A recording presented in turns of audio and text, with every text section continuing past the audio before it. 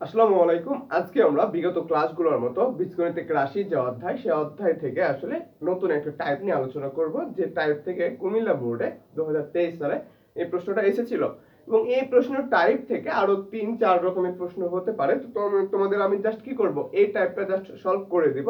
তাহলে যদি এই টাইপটা তোমরা বুঝতে পারো, তাহলে পরবর্তী যে টাইপ বা এই টাইপের যে ম্যাথগুলো আছে সেগুলো তোমরা কমপ্লিট করতে পারবা। এবং এই শেষের সামনে খুব শীঘ্র চলে আসছে পরীক্ষাটা, ঠিক আছে? তো তোমরা যদি ভালো করতে চাও তাহলে অবশ্যই ক্লাসটা তোমাদের জন্য অনেক বেশি গুরুত্বপূর্ণ হবে। ওকে, তো প্রথমে আমি তোমাদের শুরু করতে চাই বা বলতে চাই, দেখো আমাদের প্রশ্নটা যেটা লেখা আছে, যে কি লেখা আছে, যে a plus B plus C, অর্থাৎ a plus B plus C equal 0 হলে আমাদের যেটা প্রমাণ করতে বলতেছে, যে প্রমাণ করতে হবে যে লেখা আছে এখানে, দেখো B plus C whole square, তারপরে ডিভাইড বাই বা ভাগ আকারে যেটা দেওয়া আছে সেটা হচ্ছে কি 12bc বা 12bc প্লাস, দেখো সি প্লাস এ স্কয়ার, তারপর হচ্ছে নিচে হোল স্কয়ার, নিচে কি দেওয়া আছে 12ca, অর্থাৎ 12c আমরা বলতে পারি। প্রশ্নটা তোমরা বুঝতেছো। এবং লাস্টে যেটা প্রমাণ করতে বলতেছে, যে এটা ইজিক্যাল কি করতে হবে, প্রমাণ দেখাতে হবে 1 কি হবে 4 হবে। ওকে, তো এই প্রশ্নটা সলভ করতে হলে তোমাদের যেটা জানতে হবে, যে প্রথমে যেটা লেখা আছে, দেখো a plus B plus C, এই জিনিসটাকে একটু ভাঙা শিখতে হবে। তো ছোট্ট জিনিস, কোনো কিছু নাই, তোমরা সবাই পারো বা পারবা। এটা দেখো যেটা লেখা আছে, আমি লিখলাম, দেখো a plus B plus C is equal কি 0। তাহলে এখন আমার চিন্তা করতে হবে, দেখো বি প্লাস সি এর এখানে মান প্রয়োজন পড়তেছে, কারণ বি প্লাস সি এর উপর হোল স্কয়ার দেওয়া আছে, কিন্তু বি প্লাস সি এর মান আমরা জানি না। তাহলে বি প্লাস সি এর মানটা জানতে হলে আমাকে এখান থেকে মানটা বের করে নিয়ে আসতে হবে। তাহলে a plus B plus C is equal 0 হলে, দেখো বি প্লাস সি ইজিক্যাল এখানে a লেখা আছে, এই a যদি সমানের ওই পাশে যায়, এটা যদি প্লাসে থাকে উপরে গেলে কি হয় মাইনাস হয়ে যায়, তাহলে এখানে প্লাসে সমানের ওই পাশে গেলে কি হবে মাইনাসে হবে। আমি এখানে কি দিলাম মাইনাসে দিয়ে দিলাম, তাহলে আমরা b প্লাস c এর মানটা এখান থেকে কমপ্লিট বের করতে পারলাম। পরবর্তীতে আবার দেখো, আবার লিখতেছি a plus b plus c equal 0। তাহলে এখান থেকে কি মান বের করতে হবে, আমাকে c প্লাস a এর মান বের করতে হবে। তাহলে c এবং a কে যদি এই পাশে রাখি, তাহলে এরপরে দেখো b এর পাশে প্লাস আকার আছে, ওর পাশে গেলে কি হবে মাইনাস b হবে। তাহলে আবার দেখো c প্লাস a এর মানটা আমরা এখানে বসাতে পারবো বা এখান থেকে পেয়ে গেলাম। আশা করি এটা বুঝতেছো। পরবর্তীতে আরেকটা জিনিস খেয়াল করো, আবার লিখতেছি a plus b plus c equal 0 হলে a প্লাস b এর মান ওখানে লাগবে। দেখো a প্লাস b এর মানটা লাগবে, আমাদের কি করতে হবে a প্লাস b টাকে রাখতে হবে। তাহলে a প্লাস b যদি রাখি, c এর পারে প্লাস আকারে আছে, ওই পাশে গেলে কি হবে মাইনাস c হবে। আশা করি বুঝতেছো। a প্লাস b এর মানটা আমরা সহজেই বের করে ফেলতে পারলাম। এখন এই যে মানগুলো পাইলাম, এই মানগুলো জাস্ট আমাদের প্রশ্নে কি করতে হবে ইনক্লুড করতে হবে, বসাইতে হবে, তাহলে আমরা কি করতে পারবো অ্যানসারটা কমপ্লিট করতে পারবো। তাহলে এখন দেখো তোমাদের আমরা কি করতে পারি, বাম পক্ষ দিয়ে অ্যানসারটা আমি শুরু করি। দেখো আমি তাহলে প্রমাণটা যদি শুরু করতে যাই, তাহলে আমাকে যেটা লিখতে হবে, আমাকে বাম পক্ষ লিখতে হবে। তাহলে আমি এখানে যদি লিখি যে এল এইচ এস, ঠিক আছে, অর্থাৎ বাম পক্ষ আমরা লিখতেছি এই পাশে দিয়ে, আমরা প্রশ্নটা তুললাম। দেখো বি প্লাস সি, তারপরে হোল স্কয়ার, তারপর কি 12bc, আর এখানে কি ছিল প্লাস সি প্লাস এ, এটা স্কয়ার, তারপর কি 12ca, তারপর লিখতেছি কি a প্লাস বি, তারপর স্কয়ার, আর নিচে লিখেছিল কি এটা, আমরা প্রশ্নটার বাম পক্ষটা তুললাম।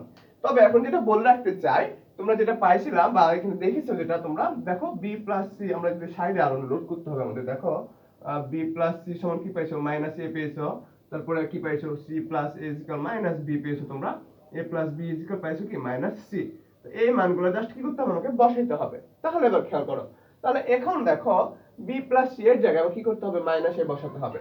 তাহলে মাইনাস এ দিয়ে দিলাম, তারপর কি করতে হবে উপরে স্কয়ারটা দিয়ে দিলাম। ওকে, তারপরে যেটা লেখা আছে 12bc দিয়ে দিলাম। আশা করি এটুকু বুঝতেছো। জাস্ট কি করলাম b প্লাস c এর জায়গায় ওটার মানটা আমরা বসাই দিলাম। ওকে, তারপর প্লাস দিয়ে দিলাম c প্লাস a এর মান, c প্লাস a এর মান কি দেখো মাইনাস b, তারপর কি দিয়ে দিলাম দেখো স্কয়ার, তারপরে নিচে যেটা লেখা আছে দিয়ে দিলাম। ওকে, আশা করি এটুকু বুঝতেছো। প্লাস দেখো দিয়ে দিলাম a plus b, a plus b এর মান কত মাইনাস c, তারপর আমরা কি দিলাম স্কয়ার, a প্লাস b এর মান আমরা যেটা বের করেছিলাম সেটা জাস্ট বসাই দিলাম, তারপরে 12ab লিখে দিলাম। আশা করি এই জিনিসটুকু তোমরা বুঝতেছো। এবার খেয়াল করো, তাহলে পরবর্তী লাইনে যদি আমরা কি করি, দেখো এটার উপর স্কয়ার আছে, আমরা কি করি দেখো মাইনাস 2 এর উপর স্কয়ার মানে কি হয়ে যায় 4 হয়ে যায়, কারণ মাইনাস আমরা কয়টা লিখতে পারি দুইটা, তো মাইনাস মাইনাস কি হয়ে যায় লাস্টে প্লাস হয়ে যায়। ঠিক আছে, তারপর প্লাস 4 লিখি। তাহলে এখনই দেখো এখানে মাইনাসের উপর স্কয়ার আছে, তার মানে কি প্লাস হয়ে যায়, আর এর উপর স্কয়ার করলে a স্কয়ার থাকে। আশা করি বুঝতেছো। তাহলে 12bc হয়ে গেল। সেম জিনিস দেখো মাইনাস b স্কয়ার, এটা আমরা কি করব মাইনাস b স্কয়ার মানে কি মাইনাস গুলো দুটো লিখতে হবে এবং কি করতে হবে b গুলাই দুইটা লিখতে হবে এইভাবে।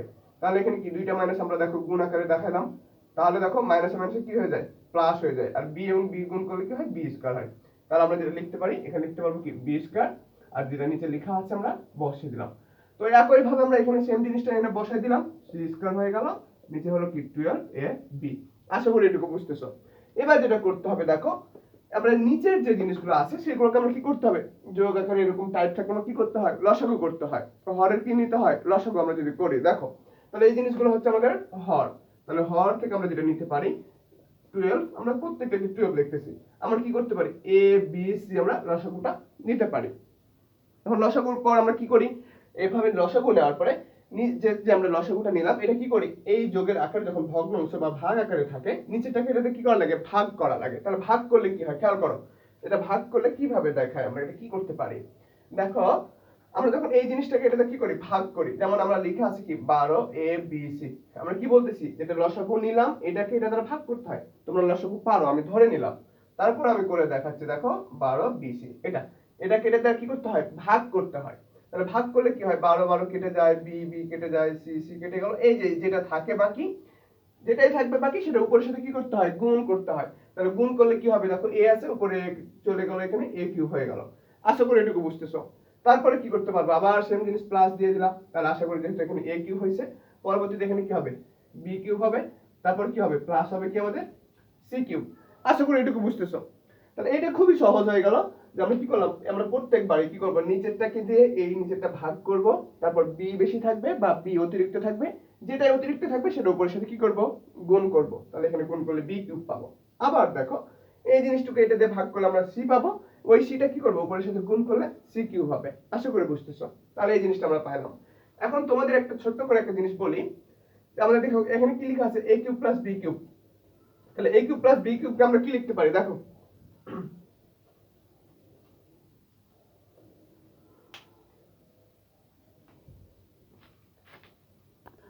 তারপর আমরা যেটা করতে পারি দেখো, আমরা কি লিখেছি এটা কিভাবে হলো আমরা হয়তো বা বুঝতে পারছি বা আমরা বুঝতে সক্ষম হয়েছি আর কি। এবার কি করতে পারি দেখো, a কিউব প্লাস b কিউবের একটা সূত্র পড়ে আছে। তো আমরা যখন বীজগণিত পড়েছি, আমরা কি করেছি, সূত্রগুলো পড়ে আসছি। তো আমরা সূত্রগুলোর মধ্যে থেকে লিখে রাখতে চাই। দেখো যেহেতু a কিউব প্লাস b কিউবের সূত্র আমাদের পড়েছে, দেখো তাহলে a কিউব প্লাস b কিউবের সূত্র আমরা যদি লিখি তাহলে কি করতে পারি দেখো, a plus b whole cube minus 3ab into কি করতে পারি, a প্লাস b। আমরা এই সূত্রটা জানি, আমরা সবাই জানি, আমি ধরে নিলাম। তাহলে a কিউব প্লাস b কিউবের সূত্রটা আমরা লিখেছি এখানে, a plus b whole cube minus 3ab into a plus b।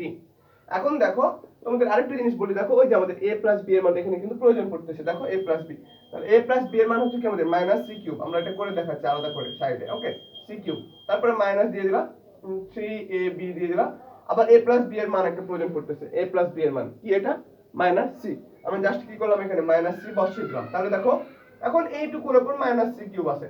আমরা জানি কি হয়, যখন কোনো কিছুর উপর কি থাকে, কিউব থাকতে পারে বা বীজ, আমরা এখানে যখন চিন্তা করি স্কয়ার, মানে আমরা যেটা বলি আর কি, যে যখন কোনো কিছুর উপর পাওয়ারটা বিজোড় সংখ্যা থাকে এবং সেটার ভিতর যদি সাইন মাইনাস থাকে, তাহলে ওই সাইনটা কি হয়, মাইনাসেই থাকে।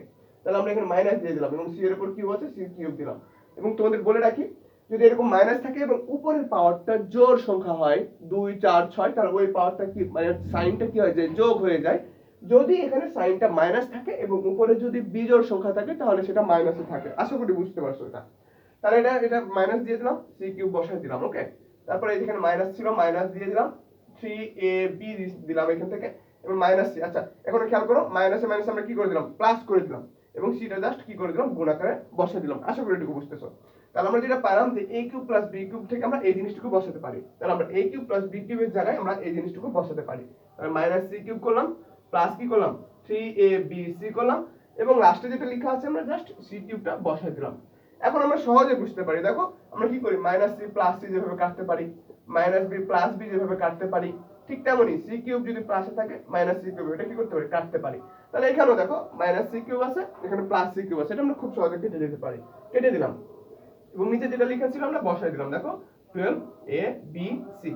তাহলে এখন দেখো, তো আমরা যেটা বলি যে উপরে নিচে যখন কি আমরা ভাগ করব বা ভাগাকার থাকে, যদি কাটাকাটি করা যায় লেভেলের সমান, মানে ওই মানগুলো যদি সমান থাকে আমরা কেটে দিতে পারি। তাহলে a b এভাবে কেটে দিতে পারি, a b c আছে, কেটে দিলাম। তার উপরে কি থাকলো 3 আর নিচে থাকলো 12, এই যে এটা থাকলো, ঠিক আছে এটা। তাহলে এটা কাটাকাটি করলে খুব সহজ আমরা কি লিখতে পারি, 1/4 লিখতে পারি। আশা করি বুঝতেছো। এই জিনিসটা হচ্ছে আমাদের কি, এটা হচ্ছে আমাদের ডান পক্ষ, ওকে। তাহলে আশা করি বুঝতেছো।